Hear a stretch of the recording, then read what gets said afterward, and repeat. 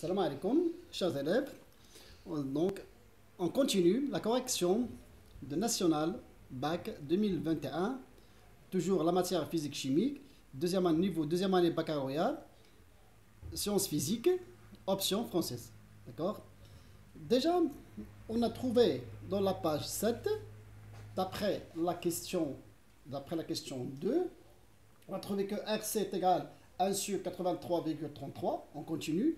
Alors donc, C égale 1 sur 83,33 fois R. On a multiplié les deux termes par 1 sur R. On remplace R par sa valeur, qui est 10 à la puissance 3 ohms. Et donc, on calcule C.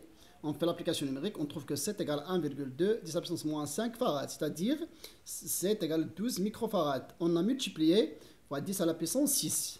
Si on veut convertir 1 farad en microfarad, on multiplie 10 à la puissance 6 et l'inverse, on multiplie 10 à la puissance moins 6. La deuxième méthode, d'après l'équation différentielle, on a déjà trouvé l'équation différentielle de la question 1. Alors, on utilise le graphe, on utilise le graphe automatiquement. Pour UC est égal à 12 volts, on a la dérivée UC par est égal à 0.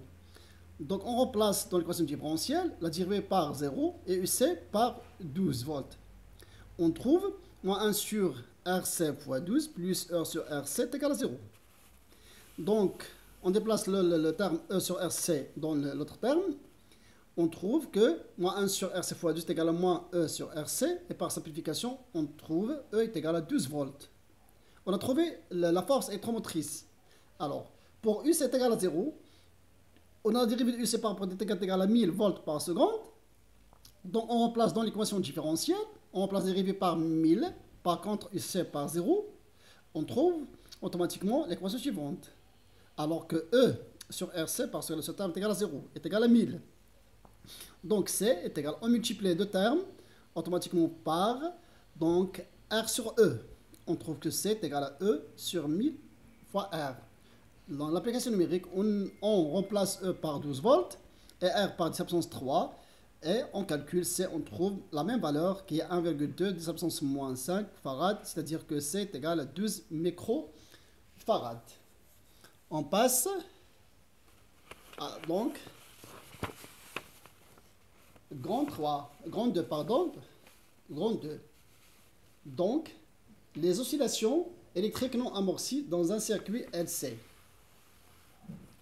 On réalise le montage représenté sur le schéma de la figure 3. Ce montage est constitué de condensateurs précédents D, initialement chargés, et d'une bobine d'inductance L et de résistance négligeable.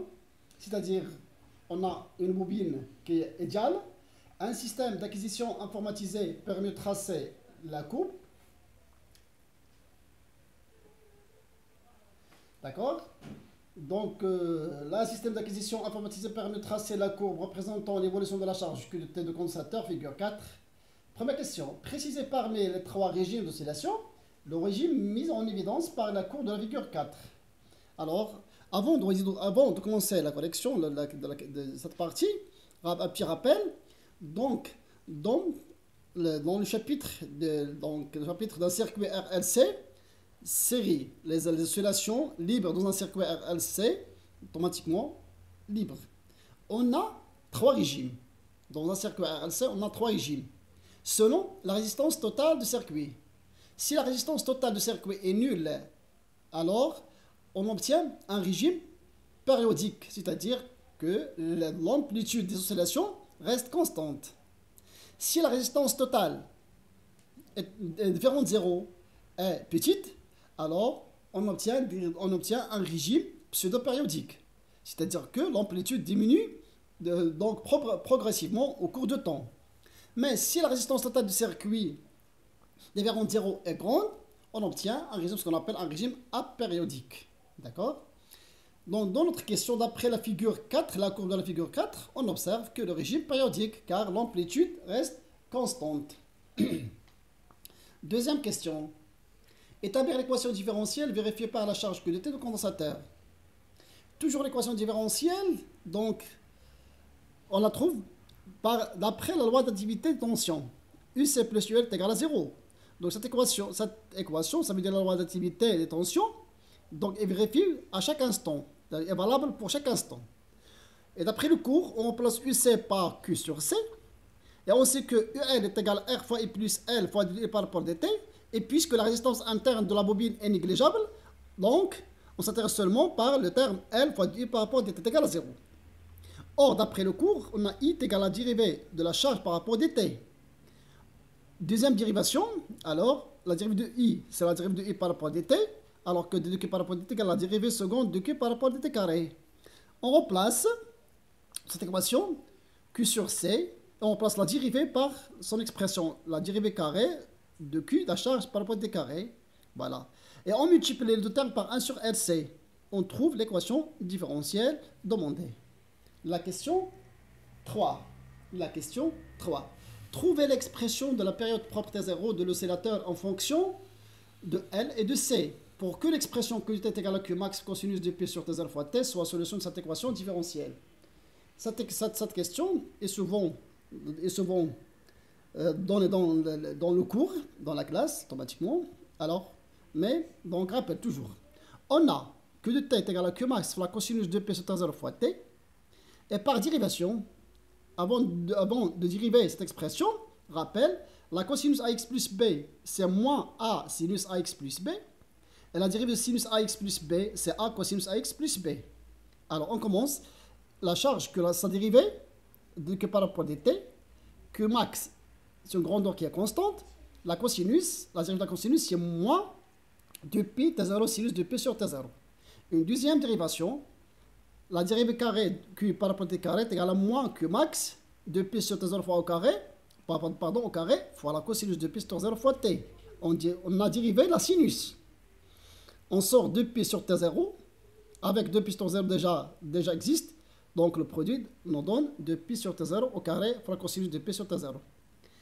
Alors, on change les places de Q max avec 2Pi sur T0 au carré, on trouve Q max fois cosinus de P sur T0 fois T, ce n'est que la charge Q. On la remplace par Q. Ça veut, entre parenthèses, la Q max cosinus de P sur T0 fois T est égale à Q. Et d'après l'équation différentielle trouvée, alors la dérivée au carré de Q par rapport à dt carré est égale à moins 1 sur LC fois Q. Donc, par comparaison des deux expressions, alors on aboutit 2pi sur T0 au carré est égal à 1 sur LC. D'après, automatiquement, après une simplification par moins et Q. Et on utilise la racine carrée, d'accord? On utilise la racine carrée, on inverse les deux termes, d'accord? On trouve T0 sur 2P la racine RC. On utilise le produit en croix, ça veut dire que T0 est égal à 2P la racine LC. La question 4. La question 4 est la suivante. Déterminez graphiquement la valeur T0. Tout simplement la valeur de la période propre T0, d'après la courbe de la figure 4, c'est la durée entre deux crêtes consécutives, par exemple. On trouve, d'après la courbe de la figure 4, on trouve que T0 est égal à 21 millisecondes. La question 5. On déduit la valeur de L. On prend P carré est égal à 10. Donc, d'après la relation trouvée dans notre aide déjà, qui est T0 2 pi la racine LC, en élevant au carré, T0 au carré est égal à 4 pi carré LC, on trouve L est égal à T0 au carré sur 4 pi carré sur C. Donc, on remplace T0 par 21 fois 10 puissance moins 3, le au carré. N'oubliez pas le carré. N'oubliez pas donc, de convertir millisecondes en secondes. 4 pi carré par 10. Et C, on a déjà trouvé, c'est 12 microfarads. Ça veut dire 12 10 puissance moins 6. Donc, application numérique, on trouve que L presque égale 0,92 Henry. D'accord? Alors, on passe à la page 9.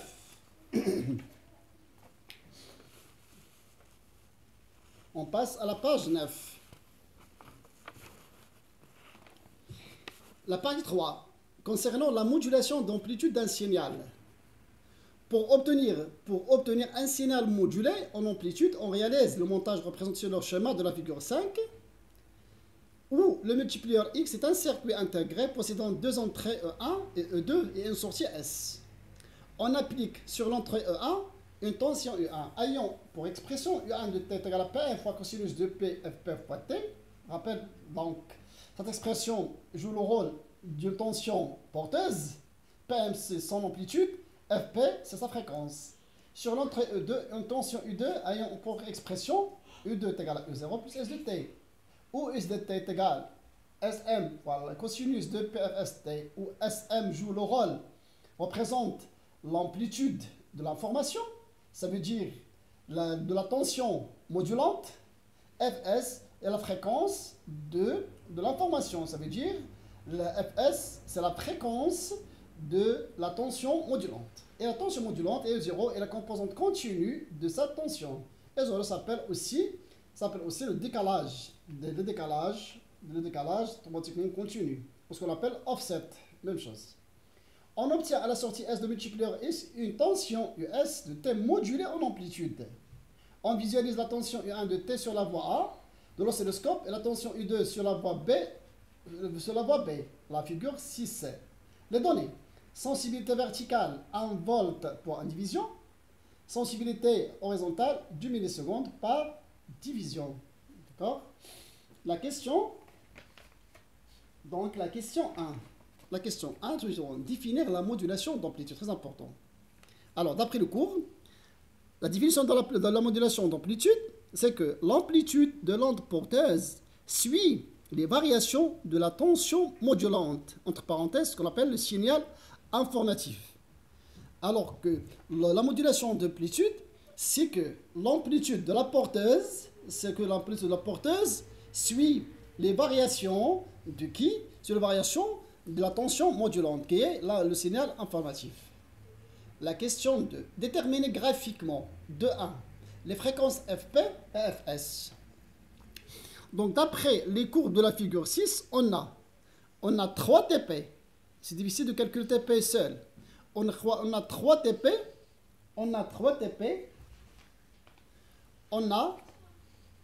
Je m'excuse pour automatiquement. On a 3 TP, par exemple. On a 3 TP. Le premier TP, 1, 2, 3. Donc, 3 TP occupent une division. Voilà, 3 TP occupent une division. Horizontale, je multiplie par la sensibilité horizontale 2 fois millisecondes. On trouve que TP est égal à 2 sur 3 millisecondes. Automatiquement par calcul, TP est égal à 0,67 millisecondes. D'accord? D'après le schéma U1. Donc, U1. Parce que E1 représente quoi? Représente la tension porteuse. Donc, pour calculer Fp, il faut calculer TP. TP, c'est la durée entre deux crêtes consécutives, qui est très très petite. D'accord? Et on sait que Fp est égal à 1 sur TP, d'après donc, la relation. Alors, on place TP par sa valeur, mais on convertit en secondes. On trouve que Fp est égal à 1500 Hz. De même, on utilise la courbe U2 de la figure 6. Cette courbe représente automatiquement S représente S de T. Alors SM, déjà SM dans la figure, on va donc je vais expliquer le SM et FS et U0, même chose, d'accord? Entre deux crêtes consécutives de la courbe U2, on trouve quoi? On trouve TS. Alors que entre deux crêtes consécutives, on a 1, 2, 3, 4. 4 divisions. Donc, 4 fois 2, la sensibilité horizontale, fois 2 millisecondes. On trouve que TS est égal à 8 millisecondes. Et on sait que Fs est égal à 1 sur TS. On remplace TS par sa valeur. On convertit automatiquement en secondes. On multiplie 10 fois moins 3. On trouve Fs est égal à 125 Hz. D'accord? 2.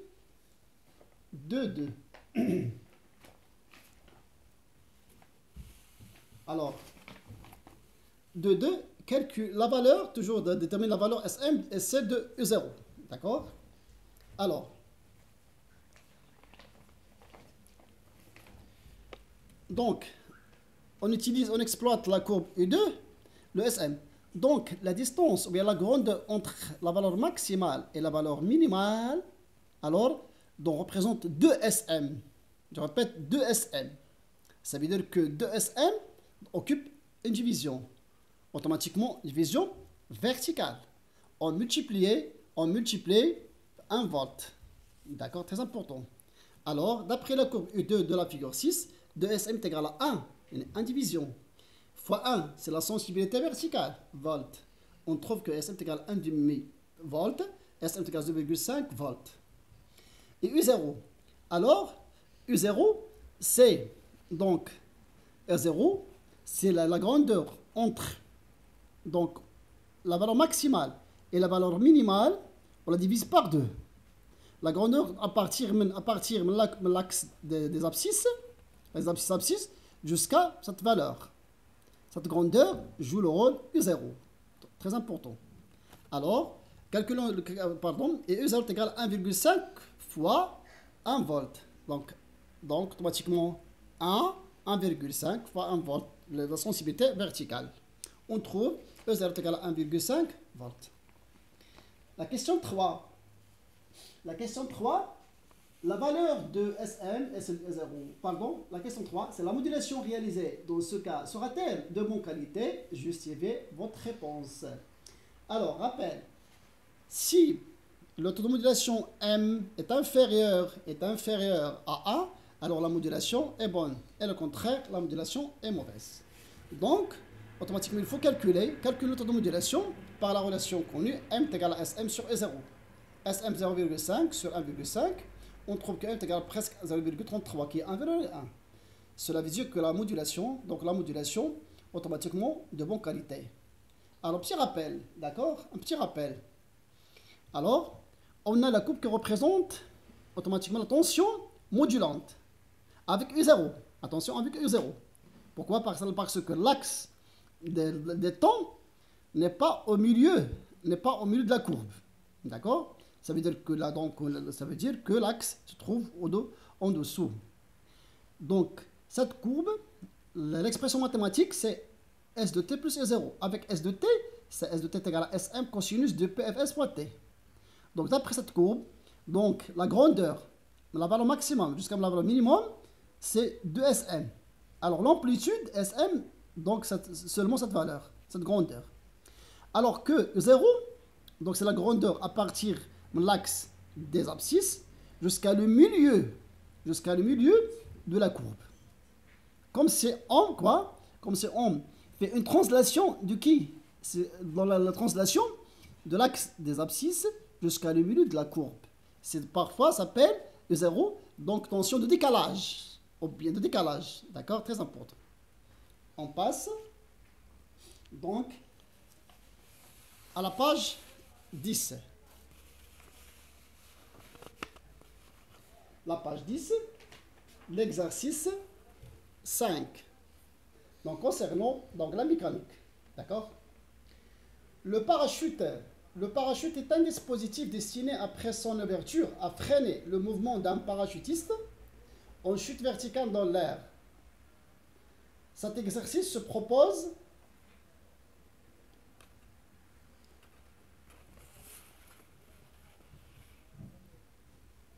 donc, je préfère de suivre avec moi les données, d'accord? Les données dans la feuille de l'examen, c'est mieux, d'accord? C'est mieux, d'accord. Alors, le parachute est un dispositif destiné, après son ouverture, à freiner le mouvement de parachutiste en chute verticale dans l'air. Cet exercice se propose d'étudier un modèle simplifié du mouvement d'un parachutiste. Ce dernier se laisse tomber sans vitesse initiale d'un hélicoptère en vol stationnaire, situé à une hauteur h au-dessus du sol. On étudie le mouvement de centre d'inertie G du système S, constitué d'un parachutiste équipé de son parachute, dont le repère OK, lié à un référentiel terrestre considéré comme galiléen, figure 1.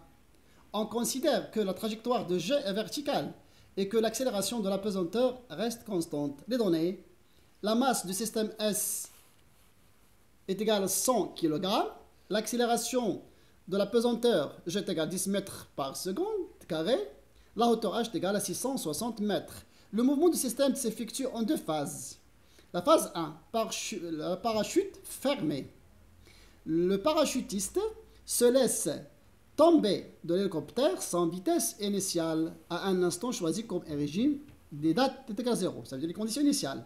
la chute se fait durant cette phase avec le parachute fermé. On modélise l'évolution de la vitesse de centre d'inertie G du système S durant cette phase par la courbe de la figure 2. Alors, la question 1, donc la figure 2, voilà. La question 1, quelle est la nature du mouvement G? Ou justifiez votre réponse. D'accord? Justifiez votre réponse. Alors, la phase 1, le parachute fermé. D'après la courbe de la figure 2, on a, puisque la courbe de la figure 1 est une fonction linéaire, alors que V est égal à K fois T. Avec K, c'est le coefficient directeur de la droite. Donc le calcul, on prend deux points faciles, quels sont l'origine, 0, 0, et un point de coordonnées 10, 1. Donc, K est égal à la variation de V par rapport à T est égal à 10 moins 0 sur 1 moins 0. Coefficient directeur, donc K est égal à 10 mètres secondes moins 2. Donc la vitesse, l'expression de vitesse est égale à 10 fois T. Et par dérivation, on a la dérivée de V par rapport à T égale à 10, et la dérivation de la vitesse, ce n'est que l'accélération qui est égale à 10 fois mètre seconde moins 2, qui est constante. Donc, et puisque la trajectoire est rectiligne, alors le mouvement est rectiligne uniformément accéléré. Ou bien, deuxième raisonnement, donc, tout simplement, d'après la courbe de la figure 2, on observe que la vitesse varie, augmente au cours de temps. D'accord? Et puisque la trajectoire est rectiligne, alors le mouvement est rectiligne uniformément accéléré. D'accord? On a deux méthodes. 1, 2, d'accord? Le 1, 2.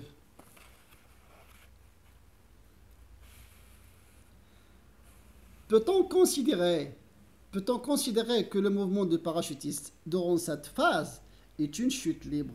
Justifiez votre réponse. D'accord? Justifiez votre réponse. Alors, on sait, supposons que le mouvement est une chute libre. D'accord? Alors, donc, la somme des forces appliquées, c'est son poids seulement. Donc, P est égal à 1 fois G.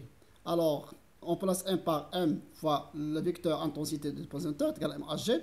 Et après simplification par M, on trouve que Hg est égal vecteur d'accélération. Hg est égal vecteur d'accélération du pesanteur. Alors, on trouve que Hg est égal à G, qui est vrai. Alors, donc la supposition est vraie. Ça veut dire quoi? Que le chute est libre. D'accord? Donc, comme raisonnement mathématique, d'accord? Phase 2. Donc, la phase 2. Le parachute ouvert. Le parachutiste ouvre son parachute après une durée d'état T1 égale à 4 secondes. Depuis le début de sa chute, on choisit l'instant d'ouverture du parachute comme nouvelle origine des dates pour cette phase. Durant cette phase, le système est soumis à son poids et au fort frottement de l'air modélisé par une force de contact. Son vecteur est égal à moins alpha v carré fois le vecteur unitaire k. Avec v, c'est la vitesse de g et alpha est une constante positive. On modélise l'évolution de la vitesse g durant cette phase par la courbe de la figure 3. Montrer que l'équation différentielle vérifiée par la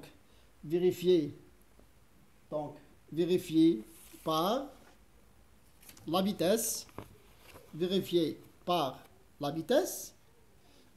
c'est écrit sur la forme la dérivée par rapport à t plus alpha sur 1 fois v carré g. On lit toutes les questions, d'accord? Après, automatiquement, on les traite. Trouver l'expression de la vitesse limite du mouvement en fonction de mg alpha. Déterminer graphiquement la vitesse limite. On déduire la valeur de alpha. Troisième question. Sachant que la durée totale du mouvement de G depuis le début de la chute jusqu'à l'arrivée au sol est égale à 70 secondes, trouver la distance D parcourue par G durant le régime initial de la phase 2. On passe à la correction. Alors, la phase 2, lorsque le parachute ouvert. Le système étudié de la parachutiste. Bilan des forces pèse son poids, F force de frottement de l'air, dans un repère terrestre supposé galiléen, et d'après la deuxième loi de Newton, P plus F, vecteur P plus vecteur F est égal à 1 fois le vecteur accélération. Et par projection sur l'axe OK, on trouve PZ plus FZ égale MAZ. Alors, d'après la projection, donc MG, l'angle axe OK est dirigé vers le bas, même que P. Mais le frottement, c'est l'inverse de l'axe OK. On met un moins, alpha V carré est égal à M, et on place AZ par la dérivée de la vitesse par rapport à t. Donc, un simple calcul, on trouve la dérivée, on trouve l'équation différentielle demandée.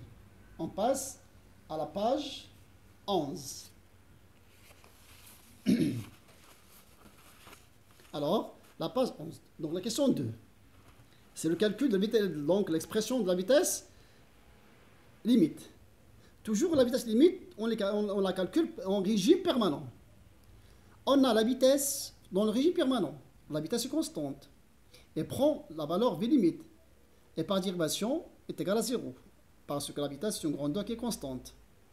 Donc, d'après l'équation différentielle, on trouve, donc dans l'équation différentielle, on remplace la dérivée par 0 et on place V par V limite. On trouve alpha sur M fois V au carré limite est égal à G. Cela implique que V au carré limite est égal à M fois G sur alpha. Et puisque les grandeurs M, G, alpha sont tous positifs, V limite constante, alors V limite est égal à racine carrée MG sur alpha. On passe à la question 2.3. Tout simplement, graphiquement, on trouve, d'après la courbe de la figure 3, et dans le régime permanent, on trouve V limite égale à 5 mètres secondes moins 1. La question 2.4, c'est le calcul de la valeur du qui de alpha. Automatiquement, d'après la relation trouvée, V au carré, V limite au carré est égal à MG sur alpha, alors que alpha est égal à MG sur V carré limite. On a toutes les grandeurs. On remplace 1 par 100 kg, G par 10, et V, on la remplace par 5, déjà trouvé 5, au carré 25. On trouve 40. Et il nous reste son unité en système international. D'accord? Faites attention, très important. Qui est kilogramme, fait mètre moins 1. Remarque, on peut déterminer, donc au brillant, la détermination d'unité de alpha en système international par l'analyse dimensionnelle, ou bien ce qu'on appelle l'équation en dimension. Le départ, donc, soit de alpha est égal à mg sur v au carré limite, alors, ou bien alpha est égal à f, est égal à alpha fois v carré. Donc, soit on utilise cette relation, qui existe donc où se trouve alpha, ou bien cette équation. Alors, on a alpha est égal à f sur v carré. On utilise les dimensions. Dimension de alpha est égale à la dimension d'une force. La dimension d'une force est égale à la dimension de la masse fois une longueur fois t moins 2. Sur la vitesse, donc la vitesse v, son dimension c'est L fois t moins 1. Le carré, L au carré t moins 2. Par simplification, on trouve M, L moins 1. Ça veut dire quoi? Ça veut dire que l'unité en système international de alpha, c'est le kilogramme mètre moins 1 automatique. Dernière question. Dernière question, c'est le calcul de qui? C'est le calcul de D. Trouver la distance D parcourue par G durant le régime initial de la phase 2. Alors, on considère soit D1 la distance parcourue pendant la durée de T1, et soit D2 la distance parcourue pendant le régime initial de la phase 2. Très important. Et D3, la distance parcourue pendant le régime permanent de la phase 2. Il faut préciser, très important. On a donc H, qui est l'altitude, est égal à D1 plus D2 plus 3. Notre inconnu, c'est D2, qui est égal à H moins D1 moins D3. Il faut chercher D1 et D3. D'accord? D1, la distance parcourue pendant la durée de T1. D'accord? C'est donc la phase 1. D2, c'est la distance parcourue dans le régime initial de la phase 2. Et on a donc l'inconnu qu'on veut chercher. Et T3, c'est la distance parcourue pendant le régime permanent de la phase 2. D'accord? Très important. Alors, on passe. Dernière page. D'accord? Dernière page, très important. Voilà. Alors. Donc, d'après, déjà, on a démontré que dans la phase 1, que le mouvement est rectiligne uniformément accéléré. Alors, l'équation horaire s'écrit comme Zt est égal à 5t carré. On a déjà considéré quoi? Que la vitesse initiale est égale à 0 et que Z0 est égal à 0. Et déjà, on a G est égal à 10, 1 demi G t carré. Ou bien 1 demi A t carré. A c'est 10 sur 2 c'est 5. D'accord? Et si on remplace Z par D1, donc la distance parcourue, on remplace T par delta T1, qui est T1. Voilà. Et on calcule automatiquement la distance D1 durant la phase 1. Je dis. Et D3, et puisque la vitesse dans la phase 2 en régime permanent, donc constante, on peut utiliser la vitesse est égale à la distance sur la durée. Ça veut dire que la distance T3 est égale à la vitesse fois delta T3. Avec delta T3 est égal à 40 secondes. La durée du régime permanent. Donc d'après le calcul, on trouve D3 est égal à 200 mètres. Et on remplace. Alors D2 est égal à 660 qui est H. 80 déjà calculé. Et D3 c'est 200. On trouve D2 est égal à 380 mètres.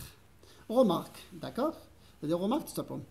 On peut rassembler les deux courbes de la vitesse des deux phases par la courbe suivante. Alors, les variations de la vitesse V en fonction de T. D'accord? Alors, ici, automatiquement, la première phase, la vitesse est linéaire. Et à partir d'un certain temps considéré comme origine de temps, automatiquement, on a la deuxième courbe. Donc, la distance D1 durant la première phase, la deuxième, donc la distance parcourue D2 selon la deuxième phase, mais dans le régime transitoire, et à partir de 30 secondes, automatiquement, on a le régime permanent. C'est la distance quoi? La distance D3. Et calculé par la relation V limite égale fois delta T3. Alors que delta T3, qui est égal à 40 secondes, comment? C'est 70 moins 30. Donc on trouve quoi? On trouve correspondant, on trouve automatiquement D2. La distance à partir de T0 jusqu'à 70 secondes, alors la distance H correspond à la durée delta T égale à 70 secondes. Donc cette durée est pour calculer tout seulement delta T3. D'accord? Chers élèves, bonne chance. Je vous souhaite donc bon courage et je vous souhaite donc un succès à tous les élèves. Inch'Allah, بالتوفيق جميعا, Inch'Allah. N'oubliez pas d'abonner, abonnez-vous pour découvrir donc d'autres corrections automatiquement, d'autres examens et d'autres nouvelles. Bonne chance. والله موفق ونتمنى لكم النجاح جميعا إن شاء الله.